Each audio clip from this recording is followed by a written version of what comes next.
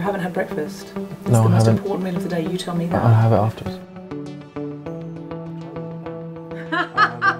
I had barely said hello to Steve. He came up onto the stage. We're doing a comedy show called Global Pillage, which is a little bit like a panel show like QI, that is a podcast. So Steve was a contestant on it. So I met him when I was like a game show host and he was a contestant. And then he came to mind our cats for 3 weeks. When we came back, it became clear that if Steve left, one of my cats would go with him. Toast, my cat, does believe that Steve is her boyfriend, and it's very tricky to broach that subject with her. So Steve and Toast are tight. We just were like, you know, why don't you stay? You know, we have a spare room. And we became really good friends.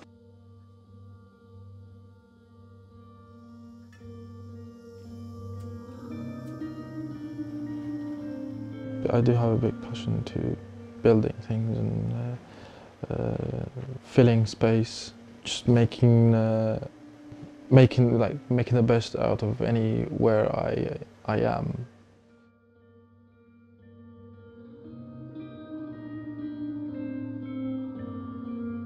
I had to run basically, and I tried to stay. And I thought, well, it's going to be okay. It's just some hard time. It's just some things going on. It's going to be okay. They're going to end it, but just kept escalating, and then it got out of control.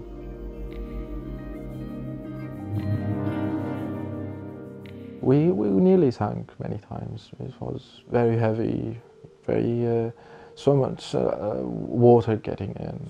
I was lucky that it worked well, but the dinghy that was next to us didn't. So it sank, and we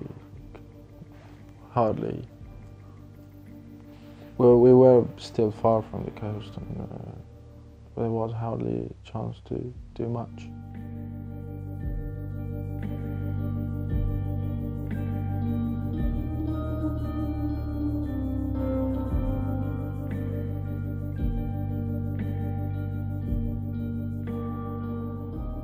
Horrifying, it was, disastrous in many ways, but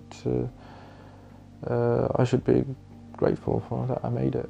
And sadly, so many people didn't. And I see it in a way, just never forget. I think to myself, never forget where you come from.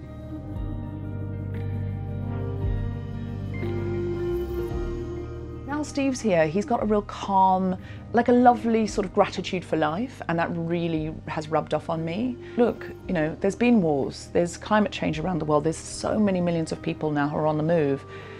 I'm super happy to have somebody in my spare room that I'm not even using, and allow Steve to have some stability for a while.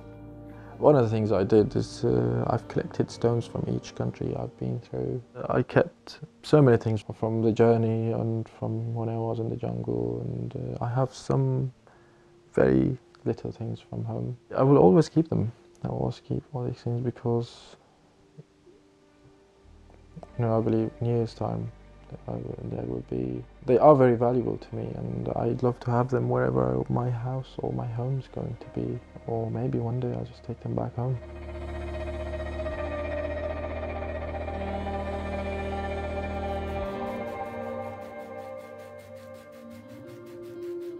I am recognized again now because I have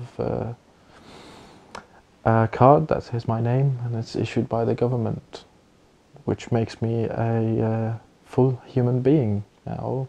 I'm being completely marginalized and disregarded, and then suddenly back again to normal life.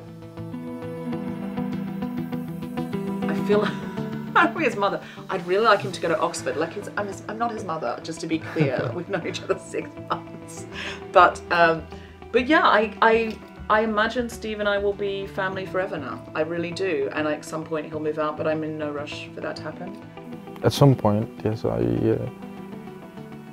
of course go somewhere else, have a own place hopefully, or then go to university. But I do feel that we bonded, so I think we're just going to be family forever. I honestly thought you were going to say, I'm leaving Friday.